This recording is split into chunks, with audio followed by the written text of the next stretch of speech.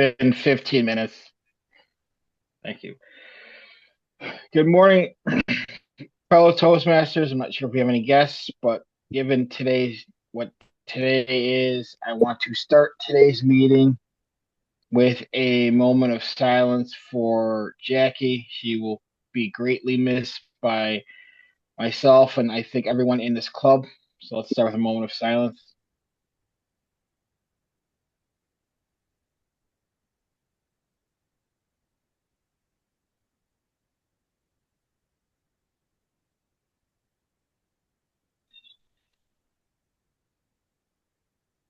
Thank you. With that, I don't have a flag background because I still haven't mastered flag background. So we'll start with the Pledge of Allegiance. I pledge allegiance to the flag of the United States of America Sure. and to the republic for which it stands, one One day, nation, under God, under indivisible, God, for liberty and and justice justice. for all. And Hey, with that, Phil. I'm not Oh, sure. damn it. And with Didn't realize it that, was I up will here. turn it It over was. It makes me up a little to higher. our inspiration this morning is Phil Russell.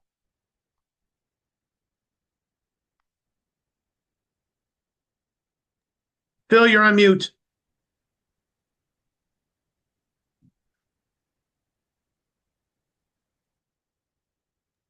I've been unmuting that thing forever.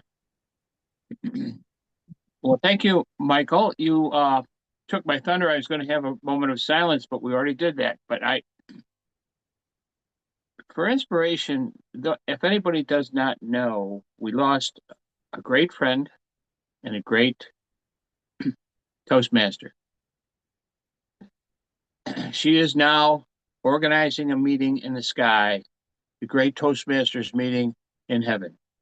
Now, I want people in their own words and in their own mind to say words, kind words of Jackie, who is the mother of our Toastmasters club in Lockport, New York.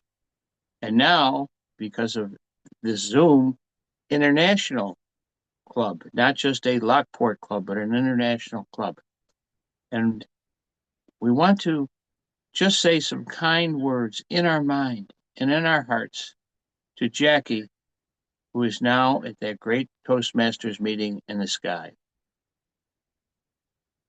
Mr. Presiding Officer. Thank you, Phil. And now I will turn our meeting over to our Toastmaster this morning is Steve Smith. Steve, if you want to consolidate some things, feel free, because I know that we are a group of Toastmasters meeting at Tom's around 9 before the funeral mass at All Saints this afternoon. But with that, I'll turn the meeting over to Steve Smith, who is our Toastmaster of the day. Good morning. Am I? Oh, there I am. Okay. Good morning. We moved outside today here because of what I was going to do. It turned out to be a good move. I couldn't have got this on my computer. She had a way to get in. And I don't know who's out there and who isn't. So thank you for dumping all this in my lap. But we'll get through it. Now, I was going to talk about invasive species today. And as I researched this, I found out that I can just barely scratch the surface. I could spend the whole meeting just listing the invasive species, plant and animal, that we have around here.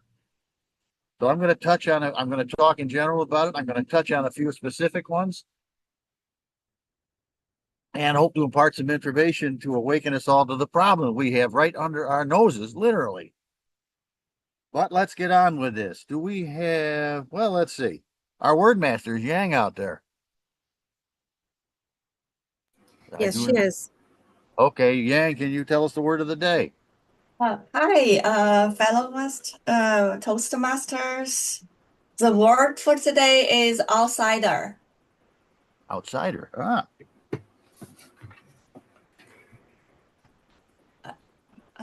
Should I say what's the meaning of sure. outsider? Sure. So it's like on the dictionary it says a person who does not belong to a particular group. So I'm just use the word in today's meeting. Okay. That seems appropriate. Thank you. Next on the list here is our odd master, Marshall. I know he's out there. Marshall, can you tell us what you're going to be doing today? Okay, thank you, Mr. Toastmaster. I haven't seen you for a while. I have to take a rule, or I feel I'm a outsider. Mm. Good morning. I'm pleased to be the counter of today's meeting. My job is to help you eliminate the R language in your speech to improve the quality of your presentation. They are meaningless redundancy like and all words like while, and, but, so, and you know, etc. I will count the number of the R's you make. At the end of the meeting, I will deliver a report based on my observation and records. Thank you. Go back to Mr. Toastmaster. Thank you. Next on my list, and I know she's here, is our grammarian, Jill. I am grammarian today. I found a little quote yesterday that was very appropriate about grammarian. Uh-oh. That's American English for you. More roots than a mangrove swamp, which is a native species. And that was by Roy Blount Jr. Anyhow, my job as grammarian is to pay attention of the good and the bad and the okay use of our English language today. So on to you, Mr. Toastmaster. Thank you. Now, our quote master is Joe. Did he manage to get on? I don't think yet, but if you could pause and Okay. let Yeah. us come back to him. Okay, we'll circle around back to you. Where am I? No, here. Okay, next up we have the jester, Carol Ann. Is she on?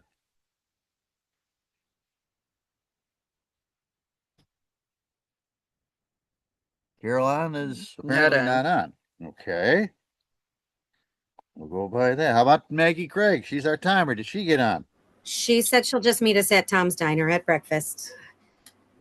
So we need a timer. Does anybody care to jump in and do that? I'll be the timer. This is Kate. I would be happy to Okay. time our toast table topics is 1.5 to 2 minutes in this club, a little bit longer to keep us challenged and on our toes. Our traditional speeches are 5 to 7 minutes. Our evaluations are 2 to 3 minutes, and I have the colors, which will be on my background. Thank you very much. Back to you. And I felt like an outsider this morning trying to access on multiple devices. If you do not have Zoom downloaded on your devices, or you can't because of work and other things, you need the direct link. So I do appreciate all of you who sent me the passcodes and all the things, but we needed everything, and I think we're getting there. So one more announcement, I'll say it at the end also for those who signed on a little bit later. A reminder, we are doing breakfast before today's funeral. So if anybody is available and interested, Tom's Diner right after the meeting. Thank you. Back to you, Mr. Toastmaster of the day. Okay.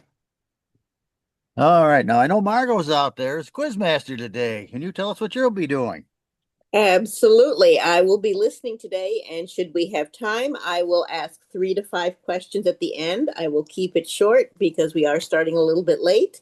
So please have your ears on and make sure you are not the outsider when I ask these questions. Thank you, Mr. Toastmaster. Now, before we go to table topics, and I'm going to have to do the same thing, abbreviate what I was going to do today due to the issues totally beyond our control. Let me just say a few words about all these invasives. I've been doing quite a lot of research, and I already knew there was a lot of them around here. Why are they here? because of the number one invasive species on this planet, us.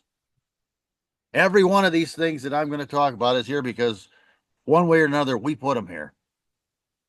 Some delivered, some inadvertent. Regardless, we are the ones that put them here. Now we have to deal with them. And that's not an easy thing to do.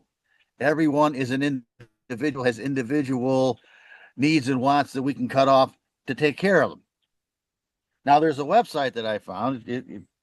There's an outfit called PRISM, Regional Invasive Species Management.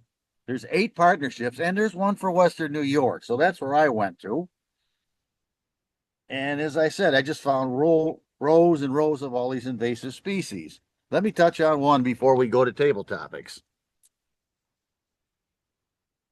This is one of my cause du jours. This is a Phragmites, or common reed. You've probably seen these all over. You probably think they're native. They are not. Where did they come from? They came from Asia. No, that's not. They came from Europe. Doesn't matter. They're here. Now, these things grow, it says from 7 to 15 foot tall. I've seen them easily 8 or 9 foot tall. But they spread because down here at the root base, it'll send out rhizomes and just keep spreading down along like a ditch because they love low wet areas. They'll grow along a ditch. And if that's not bad enough, this one is just starting to develop this wonderful seed head. These things get massive and they're full of seeds. That also spreads the goofy things. They're taking over once they get established. They just spread and choke out native plants. Therein hangs the problem with most of these things. They choke out native plants that our local wildlife needs to exist. These things are totally useless to our local wildlife. Therefore, they're very destructive, as are most of these things. And now, after I get off my soapbox here, I will turn it over to Dr. Gerald Stevens to do table topics. Thank you, Mr. Toastmaster. They're here. They're invading. Things are invading everywhere from all over the globe. What can we do? What are recourses? Should we do anything? It's a big debate for sure. Depends on who you talk to. This is kind of along the lines of a nature theme to me, so I kind of expanded a little bit, took the liberty to expand into nature here a little bit. And I believe I found 3 people that don't have roles. If I do pick your name, since I don't have the agenda, please tell me that I'm wrong. Darcy, are you available for table topics? I am actually an evaluator. I today. knew there would be something I'd screw up here because I don't have the agenda. Normally I do. Okay. No Darcy. But Sylvia. I'd be glad to do it if you wanted. Okay, well, maybe I'll come back to you. We'll see if we can get 3. Sylvia, are you available? I am available. Aha. Okay. Question for you, spanning to nature. What is your favorite natural sights? Do you prefer waterfalls, lakes, mountains? And do you get out to appreciate them in some fashion as much as you can and maybe tell a story about doing so? Sylvia. Well, thank you for asking me this question and elaborating a little more what you were looking for. I like that. Natural sights. I love water, and I think it has to do with the Pisces in me. Could be. I do not feel like an outsider when I'm in the beach or at the waterfalls. I love Niagara Falls. Just hearing the water, the thunder of it, going over the water, going over the falls, and the sights, and especially when it's a beautiful sunny day. I just feel so calm there. I don't know what it is, but it's really gorgeous.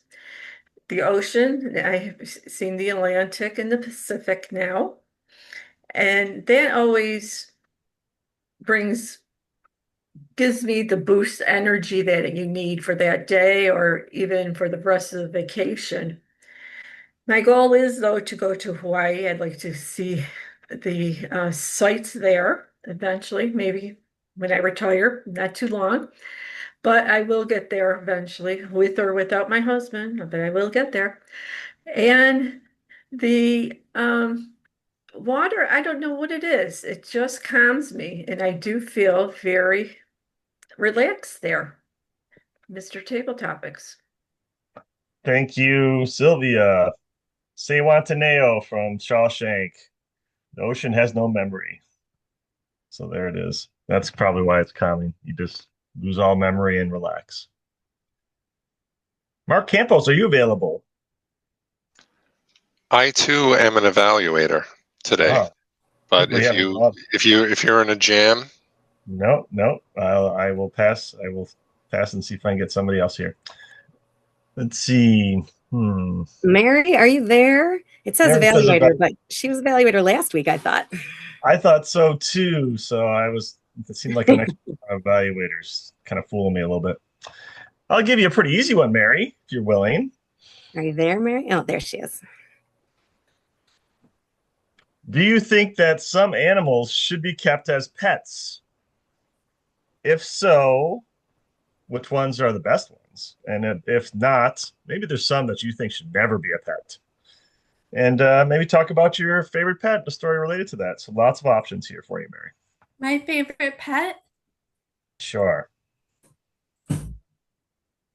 So, I think some animals should be kept as outsiders, but some of them shouldn't be kept as pets because everybody can't touch and pet some of the wild and tame animals, like a lion or a tiger.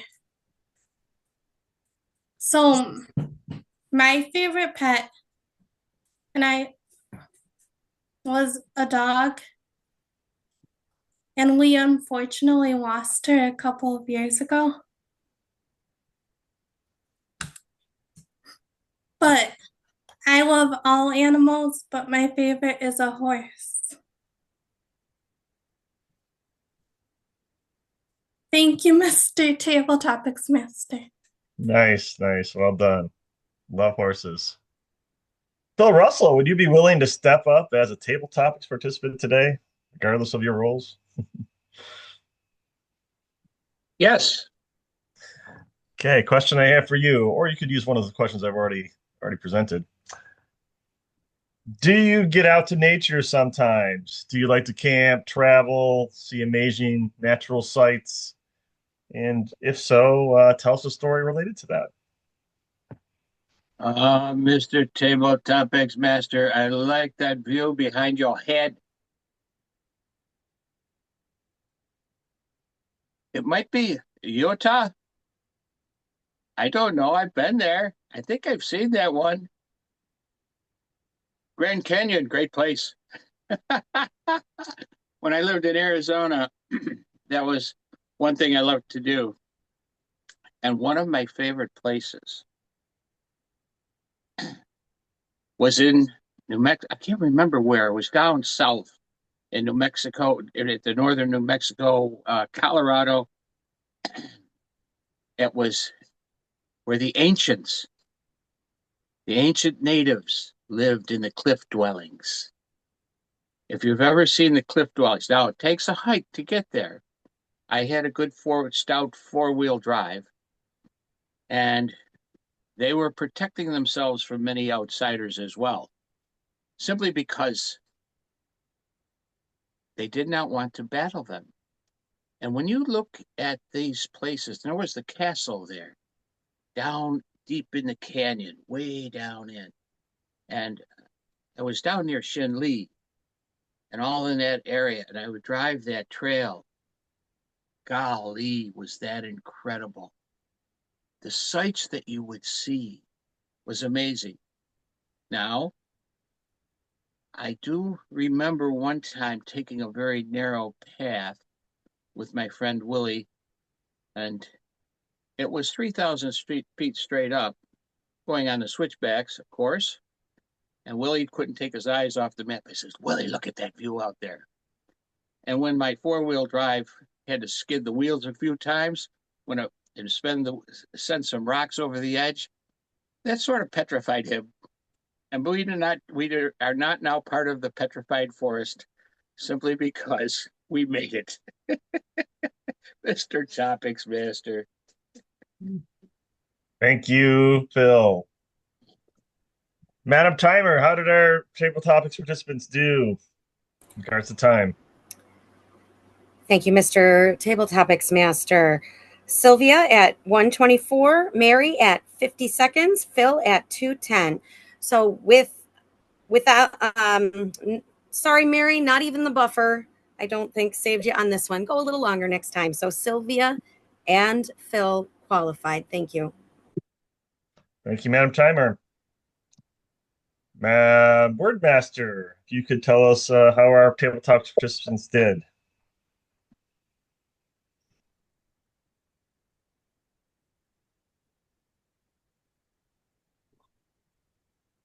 Oh, she is muted.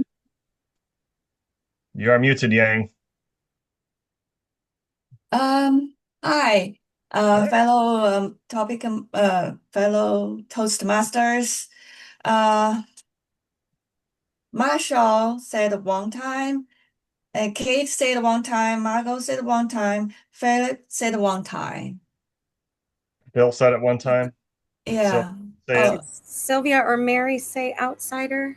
I thought I heard Sylvia say it Yes. very early on. Oh, maybe I missed. Okay. So the two people that are qualified on time also qualified for use of the word. Back to you, Mr. Toastmaster. Please take a chance to vote on the poll.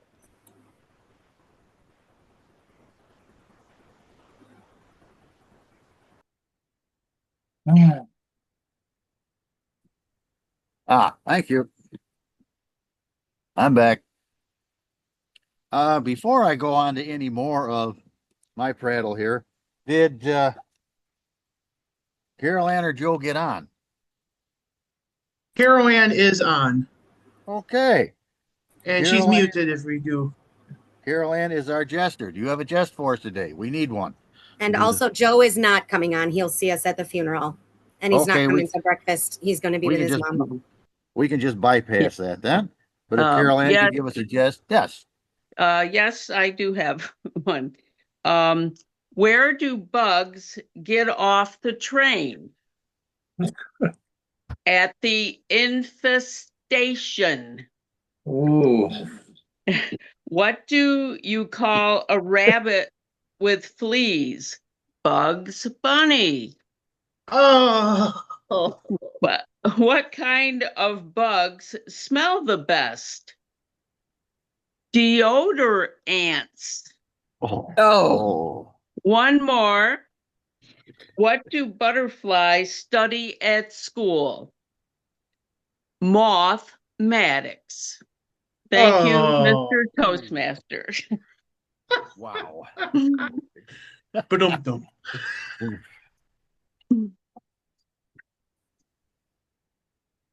Okay.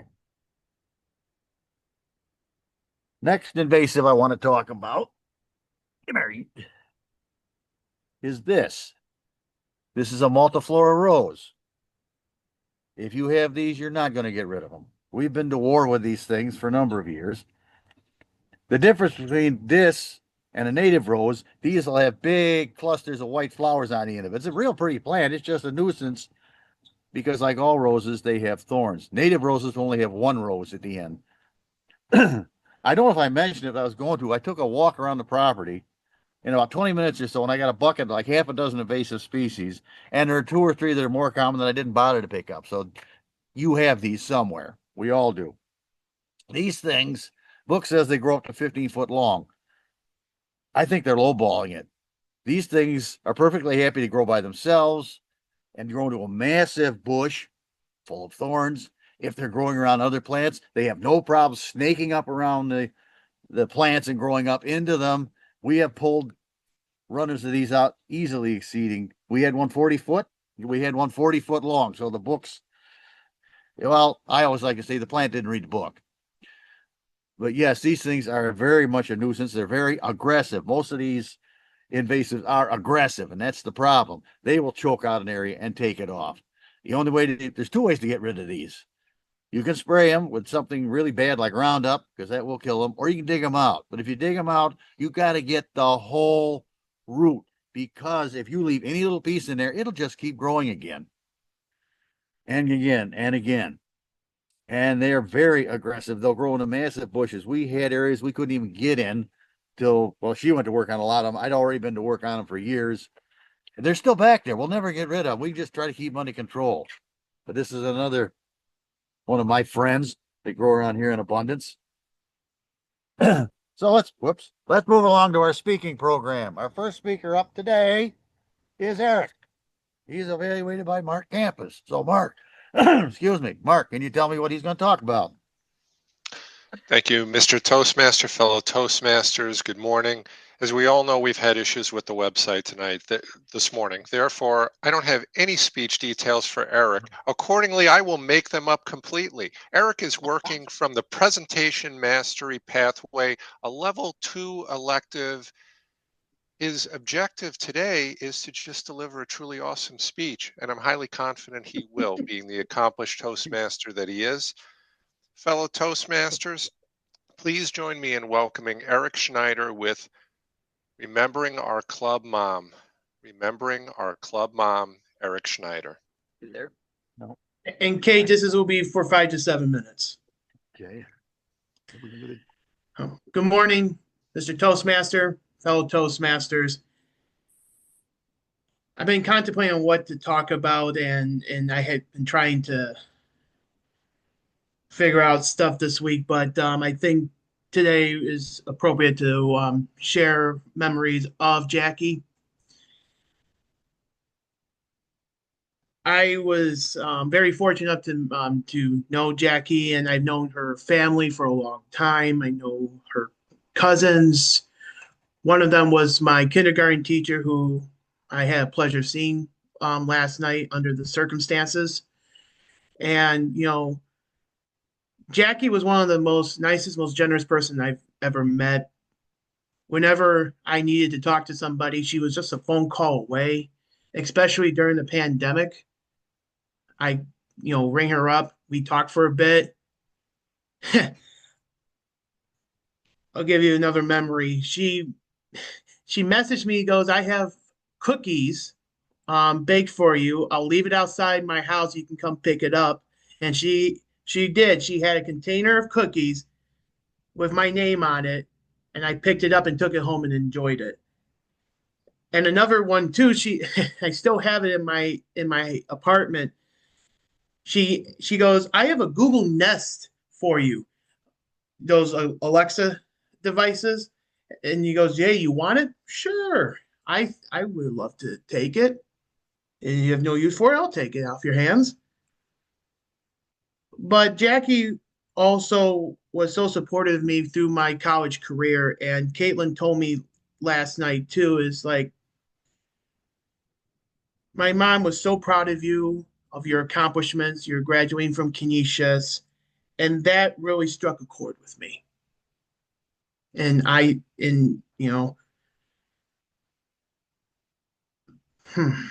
sorry. But I would like to do like a round robin, if we may, and share some memories of Jackie. So if anybody would like to unmute their mics if they want to share a memory of Jackie. So Kate, would you like to go first? I'll unmute first. Thanks, everybody. There's not enough time in a speech or even a Toastmasters meeting to share all of our memories and stories of Jackie. So we'll continue doing this, but we have a lot of ideas are cooking of how to remember Jackie more. And I hope we can keep doing what Eric is doing right now and sharing stories and remembering Jackie and being there for her daughter, Caitlin, as much as possible. I feel like I will be getting to know Caitlin a lot better in the coming months. And I didn't want it to be because of this, but I want to live the best of what Jackie means to us. Back to you, Eric. Thank you, Kate. Anybody else like to, share a little bit about Jackie? What your favorite memory of her was? We should all be drinking tea today instead of coffee. I'll jump back in here, Eric. So I got to know Jackie pretty well going back a number of years when we were officers together. I was club president and she was one of the officers. So pre-Zoom days, trucking out to Waterloo, those of us that have made those long trips, you do a lot of talking, you get to know people, district conferences. But I think my fondest memory is going to be this one. I believe it was her last speech. It was just unless I'm mistaken, it was her last speech. It was just a few weeks ago. She followed me. I had just given a speech expressing concern about the club and how I thought we needed to get our game back to where it used to be and beyond. And Jackie immediately followed up with a speech echoing those same thoughts. But if you were paying attention, that was not the speech she intended to give. Just in an impromptu fashion, she decided she wanted to piggyback on that message and deliver it in her own way. And she did it in impromptu fashion. And as only Jackie could do, she was reading us the riot act, but with that smile on her face. So let's be sure we always remember and honor her legacy by maintaining the level of excellence that she would be proud of. Thank you so much for that, Mark. And I know David and Marty have some, so we'll start with Dave. I needed some help and I wanted to run some lines. I needed to rehearse some lines for one of these movies that I was trying out for. And I asked her to help, and she brightened right up. And then, due to circumstances beyond her control, we both decided that she didn't have the opportunity and she didn't have the time. And she was genuinely disappointed that she couldn't help. And I think that sums her up. Thank you. Thank you, David. Marty, I know you wanted to talk.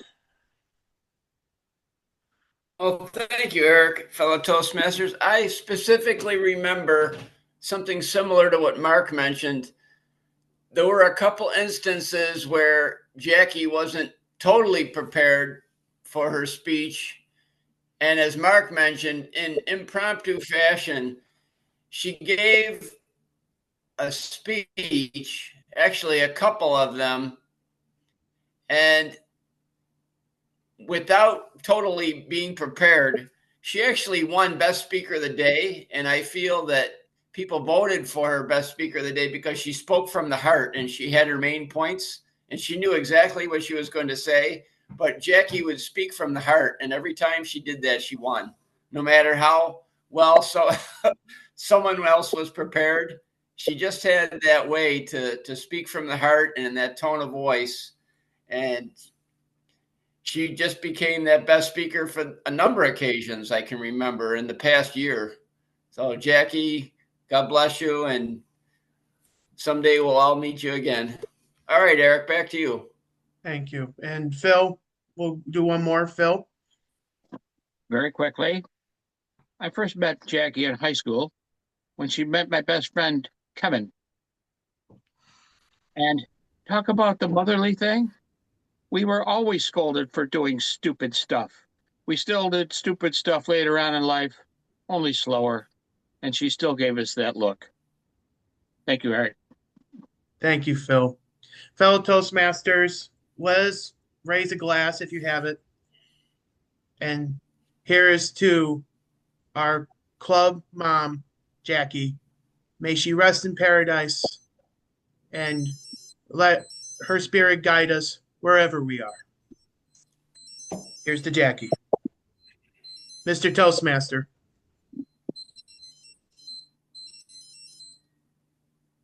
You, Randy. Good. Thank you.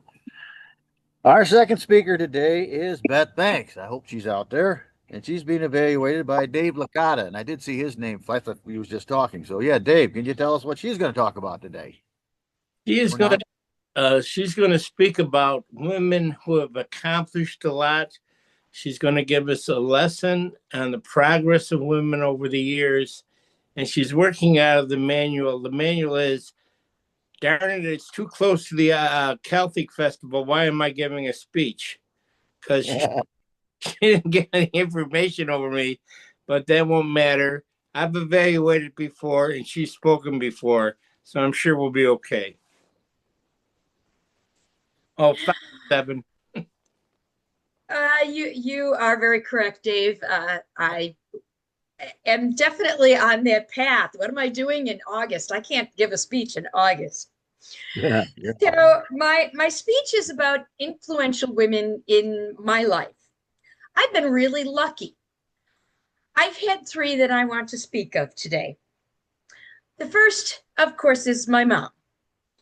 My mom was a very supportive person in so many ways, emotionally, physically. She was the one who had babysat my children through the years. She was fun. She was the Halloween queen on our road because she did things a little differently, and you had to do a trick in order to get a treat on our road. She was a loving person. She was a mother hen. She seemed to gather people around her. All of my brothers and my friends knew her as being supportive. She was creative. On many of our trips, she would be the one to develop a scavenger hunt for everyone to participate in, complete with lists we had to get and prizes for the winners. My second woman I would like to talk about is a woman I worked with, Barb Schiffert. I had a lot of fun with Barb. I was very lucky. She was the special ed teacher in my building, and so she was a teacher who was in my classroom for quite a few years. Very loving to me, to all the students. She was creative. I have a picture of her, which I couldn't find this morning, but it is a picture of what she wore for Halloween one year. She was a little conservative, so she didn't really want to dress up, but she had the cutest cape that was a Halloween cape. So she was a mix of creative and just being a little conservative. She and I went through some rough times when we were teaching, and she was very supportive of me and trying to get through some people not being very nice. She also was a mother hen. She took care of all of her kids. She made sure she stayed after school with her children, and she also welcomed them during her lunch. She was a role model for me. And to piggyback off of Eric's, I also wanted to talk about Jackie. For me, for many of you, she was so supportive. If you did have a problem, Jackie was there for you. She was loving. And in spite of some problems, that love just came out of her. She had a fun side. She was also a mother hen, hence we called her the club mom. She also was creative. Her speeches were just wonderful examples of that creativity she had. Underlying all of these traits for all three women was kindness. They were kind. And there are some people, women, men, who have these different traits, but I don't know if they have kindness as the backbone. All three women did.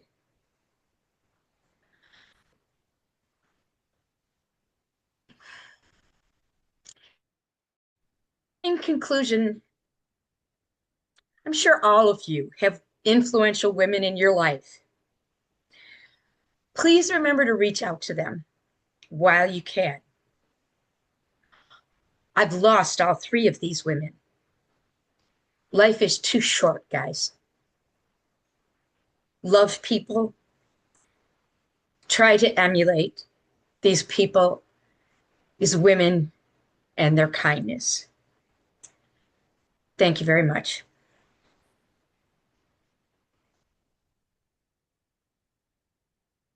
Thank you. Before we go on, I have a little oversight here. Did Marty Johnson get on? He's our general evaluator today. So Yes, Marty, he will did. you tell us? Yes. Sorry, Marty. Will you tell us what you're going to do today? Worried about. Okay, Marty. Marty, you on mute. He's not talking. As general evaluator, Stephen? Yes. Yes, thank you, fellow Toastmasters guests. As general evaluator, I'll be evaluating the Toastmaster and the evaluators. Would you like me to start now? Or are you going to come back to me? We'll come back to you. We're still got a speaker to go. I just had to jump in and get that done because I forgot it. Thank you, Steve. Thank you, Stephen. I was having trouble logging on, so thank A lot of you people for did. whoever put out the. Thank you. Okay. Thank you, Marty.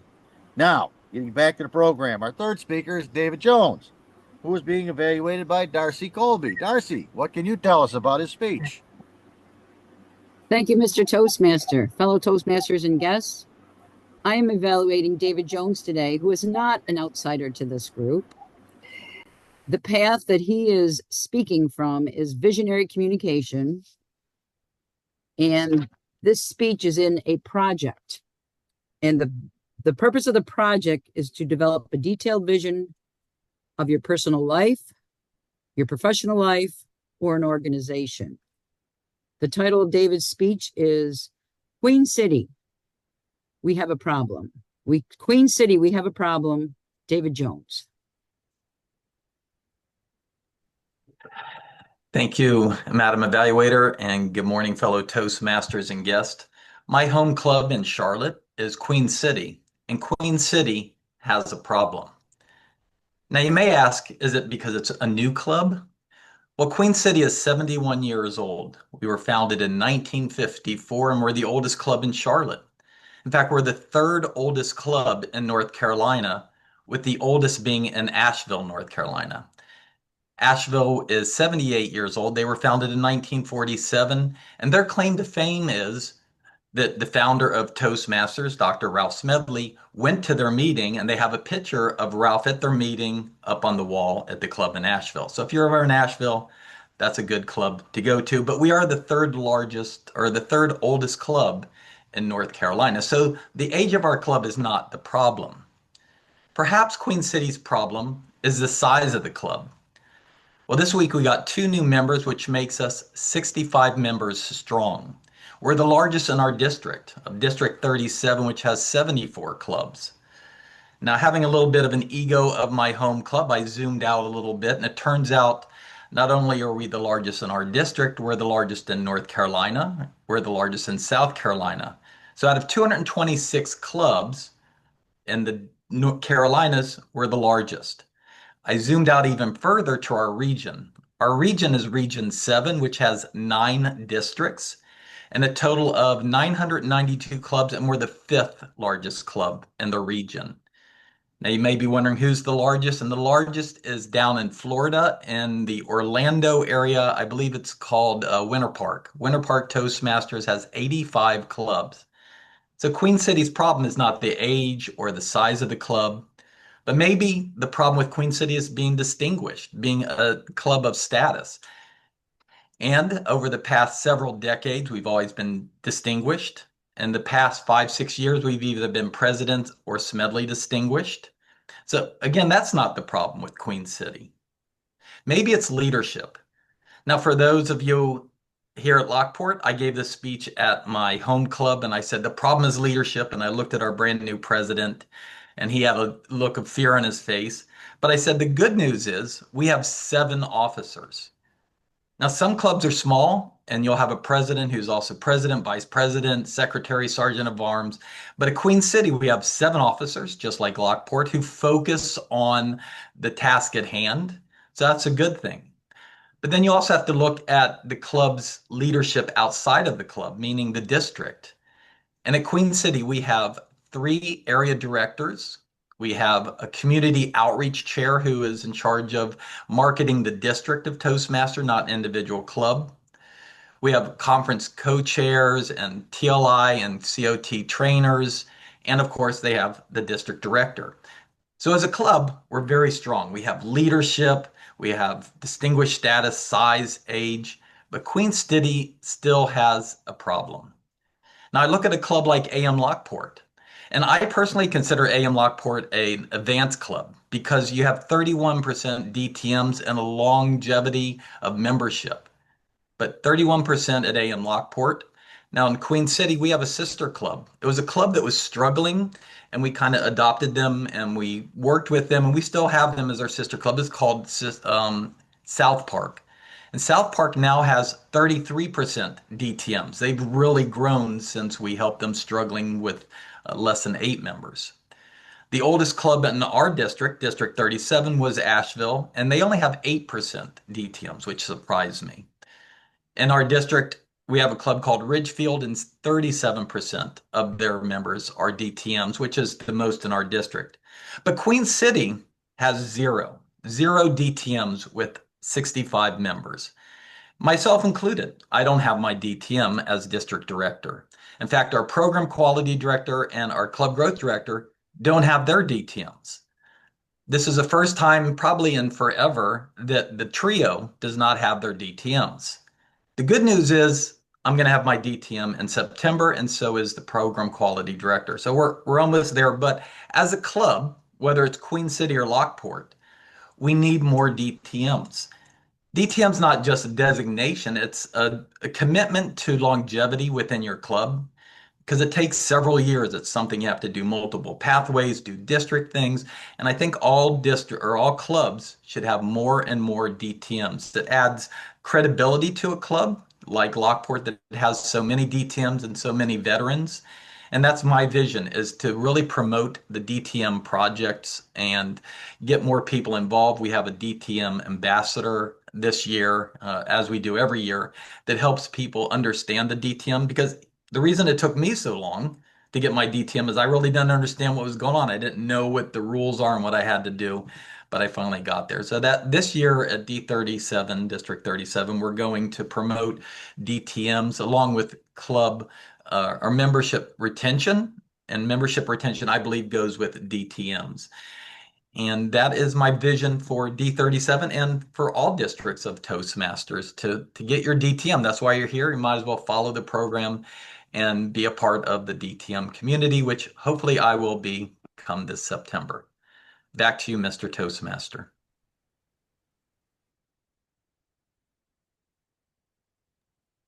Thank you. Thank you. Can we get a timer's report? Absolutely. Thank you very much, Mr. Toastmaster. All 3 qualified. We have Eric went a touch over. I'm going to count the pauses and pull them out, so he'll qualify with the buffer. But technically, with everything, just so you have a time, Eric, 7:38. This was so difficult, so I appreciate that very much. Beth, 5:10. I didn't turn the light on. I was very wrapped up in your conclusion, so that's my fault, but you made it. And David Jones, almost right in the middle at 5:55. Beautiful work, everybody. Thank you. Thank you. Now, okay, I'll give you a second to vote. The vote just came up.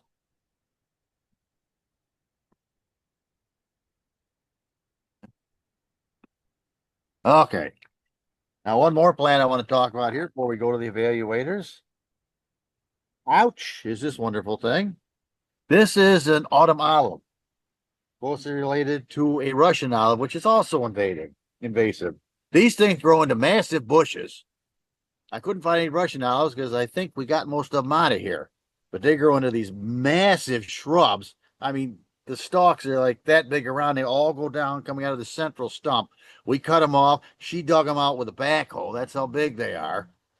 But these things are worse than useless because if you will see, well, maybe you can't. It's just starting to form berries on it. This will get all kinds of berries on it, which the birds will eat. But the problem is there's absolutely no nutrition in them. It's just like filling up on potato chips. It's doing the animals no good. So it's worse than useless. It's dangerous because they will, there's one right there, but you can't see it. They will eat all this stuff, get full, but they're not getting any nutrition out of all of it. And besides, these, like every other invasive I pointed out, will choke out an area. Oh, also, the Russian olive gets these wonderful spikes on it about that long, which makes it even tougher to deal with. So that's, I'm not going to talk about all of them due to time constraints, but I wanted to mention, I said I made a collection of stuff.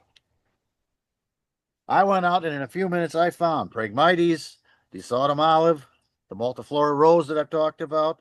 There's a yellow wild iris that loves to grow up and down the ditches, which gets spread by the water. That's invasive. I found a honeysuckle growing. That's invasive. I found bull thistles, which I've known all my life. I just found out doing the research for this, they're invasive. So plants we've seen all our lives that we don't think about are invasive. They're all around us. So with that, let's move into our evaluation program. Our first evaluator is Mark Campus. If he's ready. Of course, I'm ready. Thank you, Mr. Toastmaster, fellow Toastmasters. Good morning once again, and especially Eric with remembering our club mom. Certainly a very timely speech given the events of the last week. As David Jones just said, a lot of us have been part of this organization for a long time. And when you're part of any organization for a long time, it's invariable that you will experience loss. We've certainly experienced our share of loss in AM Lockport through the years. I think we would all agree this one really stings particularly hard. But Eric, let's talk about your strengths this morning. First of all, it was heartfelt from within you, no notes. Very good job with that. I thought you did an excellent job controlling your emotions in what is clearly a very emotional speech whenever you're speaking of someone under these circumstances, and knowing, as we all know, how important she was to you as she was to all of us. I liked how you engaged the other Toastmasters as well. I thought that was very creative and it was very good. I think the biggest strength that I appreciated this morning were those moments when you were really looking at the camera. There was a very strong emotional connection I could feel as you were delivering your speech. So that was an excellent job. Now, how could you be better? In a couple of ways, I think your speech could have been even more effective. On the topic of eye contact, because you were speaking off the cuff, you were gazing around as you were gathering your thoughts. If you could have maintained more of that eye contact with the camera, I think the power of the speech would have been amped up. The only other thing I might suggest would be perhaps perhaps beforehand manage how many people you would have step in and make comments. Then I think you could have avoided the awkward pauses of people wondering whether they should jump in or who's going to jump in or having too many, those types of things. But overall, it was a great speech. And I'll leave you with this. We're all Toastmasters. We all love to talk. And given what happened this week, I fully expected a lot of people would have things to say, memories and reflections and all that.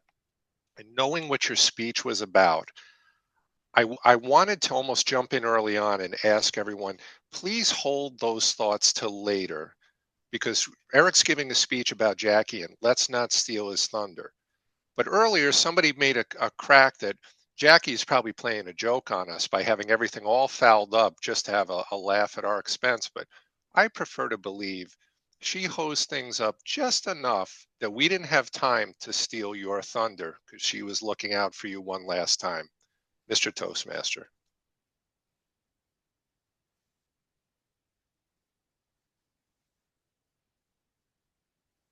Thank you. Our second evaluator is Dave Licata evaluating Beth. Oh, Dave. Oh, Steve, I'm here and I'm ready to go. I got outfoxed this morning by Beth, because when I saw the subject or the title, I expected the usual suspects. I thought we were going to get into Susan B. Anthony and Amelia Earhart and all the standard characters that you learn about in school. But she threw a curve, and it was a brilliant curve. It hit the corner and I couldn't hit it, because she switched it up and talked about starting with her mother, which is very clever, because that really ropes in an audience, because many, many, many of us have mothers, and we all went for that identification. So I thought that was a great way to get started. And I appreciate the fact that she had me looking left, but then she took a hard turn to the right. So to tell you the truth, we know enough about the ladies that are in the history books and the curriculums, but it's good to know about the outsiders as well, the heroes amongst us. So that was an excellent choice for subject matter. I enjoyed the speech so much that my only disappointment and my only criticism, or evaluation, we don't use that word criticism, is I wish it could have been longer and talked about a few more ladies, because it's good to remember that ordinary person that goes the extra step, the extra mile to help you. So I appreciated that, and it left me wanting more. So kudos to Beth for that. It was great the way she talked about a coworker, talked about her mom, and talked about our dear friend Jackie. So how I want to round this out is, we learned a valuable lesson this morning, because Beth is at this time of year is harried, to put it mildly. So what do? If you're in a pinch, talk about a subject that you know. She definitely has a long history and a good memory about her mother.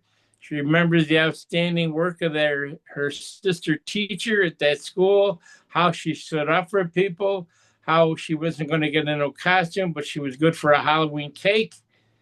And of course, it goes without saying, she reminded us of Jackie's capacity to love us and take care of us. Thank you very much, Mr. Toastmaster.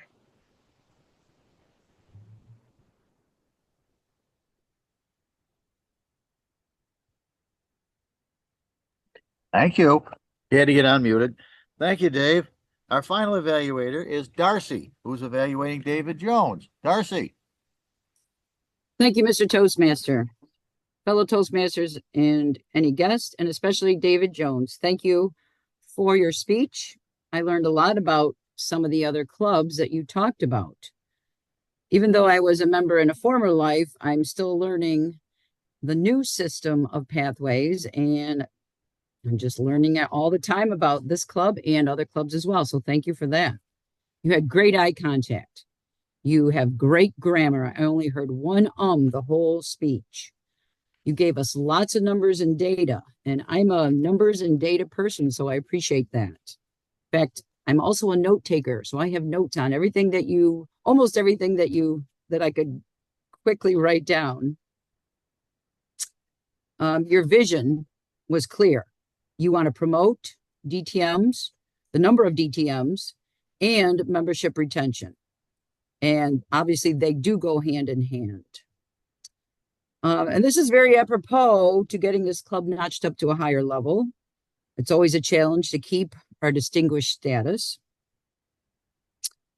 I don't know. There's not a lot to work on. You met the criteria of this speech, which was identifying a problem. Perhaps more emphasis could have been on why DTMs are so important to the club and what the plan is to retain membership. But you did give details about the problem, which was the title of your speech. You were clear, you were concise. I like the comparisons of the percent of DTMs between the different clubs, between our club. Lockport, you said, has 31%, and then you gave some percentages of other ones. Wish that green light would come up. Overall, you did a great job. You must have had some notes with all those numbers, but you're much better at hiding, looking at those notes than I am. So I commend you for your speaking skills, and I hope to get to your stature someday. Thank you. Mr. Toastmaster. Thank you. Can we get a timers report on our evaluators? Absolutely. All three qualified. Thank you, Mr. Toastmaster. Okay. So a poll will come up for that shortly, I assume. There it is. Go ahead and vote. Okay. All right. Now I'm going to wrap this up here. I've talked a lot about certain invasive plants. I had 3 pages of information here, besides my page with who had what job and that information. And I haven't even scratched the surface of all this. I didn't even get into any invasive insects, and there's a number of them. But I want to leave you with this. There's some things that we didn't even realize were invasive. Dandelions. They're not native. They were brought over here by the colonists hundreds of years ago. And it raises a question. How long does it take an invasive to become naturalized and be considered part of these environments? The heck was that? According to lecturers and author Doug Ptolemy, never. They will never become part of this system. They will always be an outsider. So what do we do about it? I thought I knew about invasive species till I started researching this and realized that I don't know much about all of these things. So that's what I can advise you to do. Just get more educated about all these different species. Look around you. They're right under our noses. And they're not going to go away without us doing something to get rid of them. So on that happy thought, I will turn it over to our general evaluator, Marty Johnston.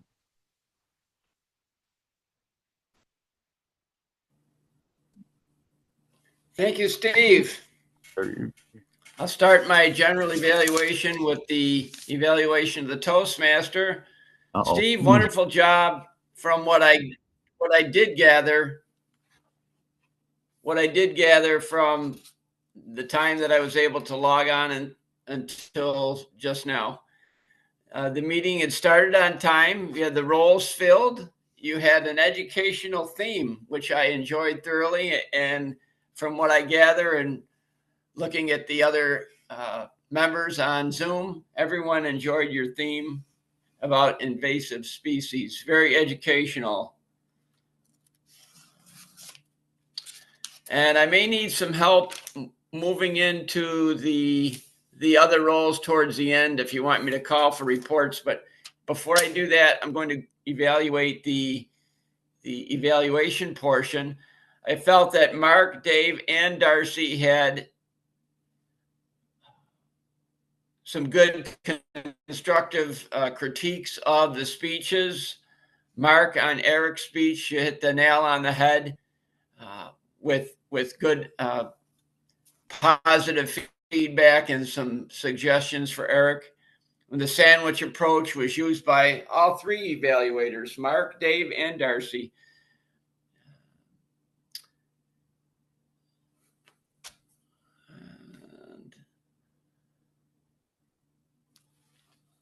So that sums up my evaluation of the evaluators. And let me see here. I do need, let me double check the chat because I don't have a printed agenda, which I recommend that everyone gets a printed agenda. I do have the information in my because fingertips. sometimes there are different glitches in the system. So it's always good to be prepared. I've got the updated and I'm looking information. for, okay, I see it right here now. So I'm looking for Marshall, the Master. I don't know if you're the Master and the grammarian, but we go with the Master report, Steve. I could. Okay. Thank you, Mr. General Evaluator. Great meeting today. Everybody joined it. Nobody is outsider. For the table topic part, speaker 1, Sylvia has 1 R.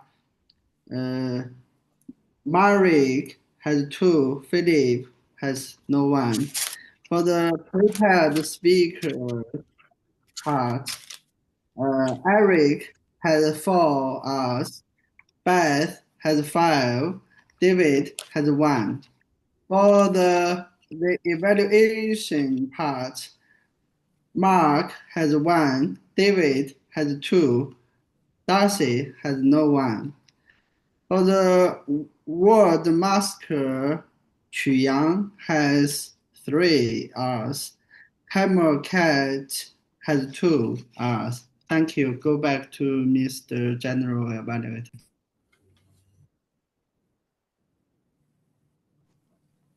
Thank you, Marshall. And then Stephen, the grammarian. I have the report. Who's got what job here? If you want me to take this over. Thank you. Okay. So he did the master. Let's flip around here. Let's ask our quiz master. Margot, you got any questions for us? Sure, I have a couple. Steve talked about many invasive species. Where were they all from? Yard. Elsewhere. Elsewhere, but most of them were from Europe. I didn't hear him speak about any of the Asian invasive species, but they were all from the Europe. What's Mary's favorite animal? Horse. Horse. And what was it that Eric picked up on Jackie's porch? Cookies. Cookies. And as a special note, next week's Toastmaster is Mike Florio. The only speaker listed is Jill. And so I will do that as the final part of my report. Thank you, Mr. Toastmaster. Thank you, Margot. Now we'll go to our grammarian, Jill. What did we do bad? Well, we didn't do much bad. And there I go. That was probably not very good. Our grammar today was generally stable. There's not much to it. There's not much to say here as far as excellent grammar or poor grammar. Or mediocre. Or mediocre. I did find a few cute little things to talk about. I thought Phil was interesting when he said he's not part of the petrified forest. Dave Licata said something about the heroes amongst us. And 2 comments about things that were going on.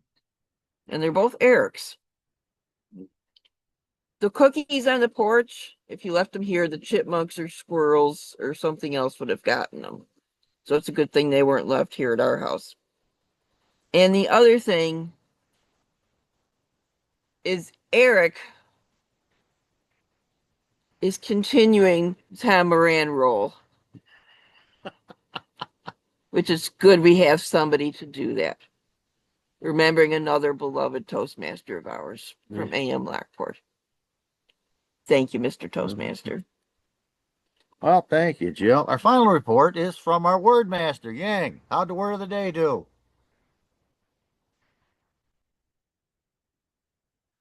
Ah, there she is.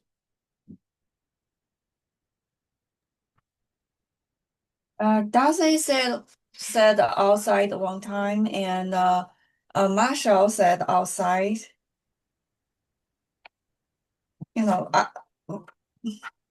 One time, like 2 times total. I think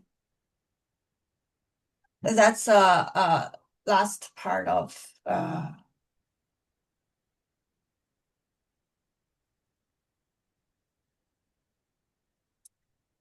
let's see that.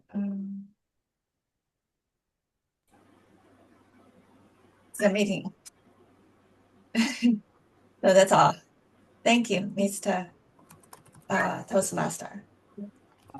Thank you. Well, now at this point, I think Mike Licata was our officer of the day. We turn back over to him to close the meeting out. Oh, wait, someone's got to have our winners. Who's got that? You do. No, I don't. Well, it's difficult for folks on tablets and phones to look at chat at the same time. So, and also chat has changed a lot. But Yeah. Mike, do you have it?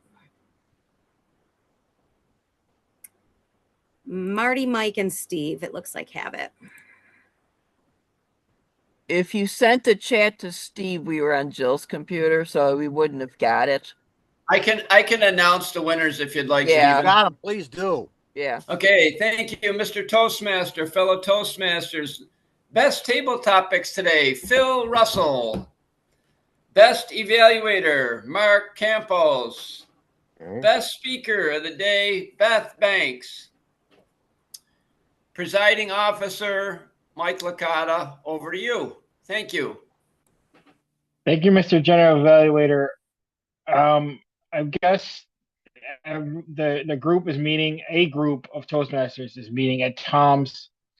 I'm not sure what time before the funeral this morning. The funeral's at All Saints. I don't really have a gavel, so I'll just say the meeting is concluded. I know we got through. It was a tough meeting. I want to thank everyone for sharing their memories with Jackie this morning. I think all in all, given everything going on, it was a great meeting. I'm sure somebody will let Mike Florio know that he is the Toastmaster next week, and then if he wants to send it out to see if anybody would be willing to sign up for any of the roles, don't be shy, and I will conclude the meeting this morning.